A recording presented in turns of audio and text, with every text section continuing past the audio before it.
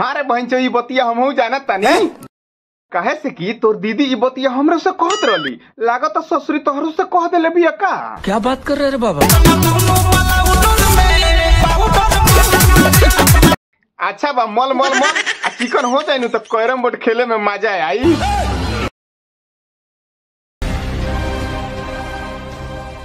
तो का हाल बा भाई लोग, हम आशा करत तनी कि रउआ लोग ठीक होखेम। आ एक बार फिर से हम आ गइल बानी। लेकिन क्यों? काहे से कि एगो गणदेश प्रेमी के गाना आई बा आ एकर दीदी नु अपना बलाउडर में पाउडर मलतिया, समझ रहे हो। तो चली ना हमनियों के तनी। चलो भाई। ना ना केकरो मजाल न हो कि तोहर गाटा ध लेवे, ऐसे कैसे चलेगा। आ ओहू में तू गणदेश प्रेमिया के बहिन नु बाड़ू, तो ये में गाटा धरे के कौन काम बा, कुछ और धरे के। आइए देखते हैं बैठचंद मजा आएगा।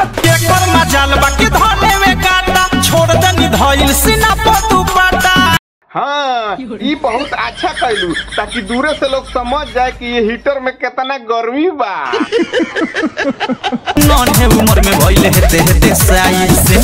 हाँ ये सब हंस रेखा के कमाल हो। हमको नहीं पता। काहे से कि लइका जवान बुढ़वा सियान सबके नेवान कराइए देले बाड़ू, तो तनी हमनिया के अपन चेस्ट रेखा दिखावे के मौका मिल जाइत नु तो मजा आ जाई।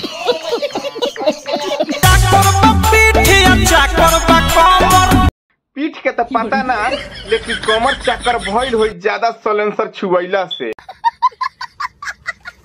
यही तरह ड्यूटी निभावत ना रहा। जब कुंवारे में ई हाल बा तो बियाहे के बाद कौन हाल होई।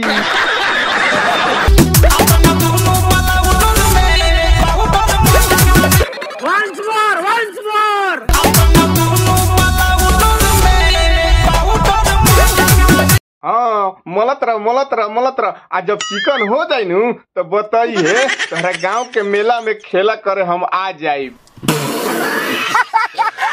आ तोहनियों लग के चले के बाद चली लोगिन। ठीक है, मिला तानी अगला वीडियो में, लेकिन जाए से पहले लाइक शेयर सब्सक्राइब कर दिया लोग। बाय बाय, टेक केयर, जय।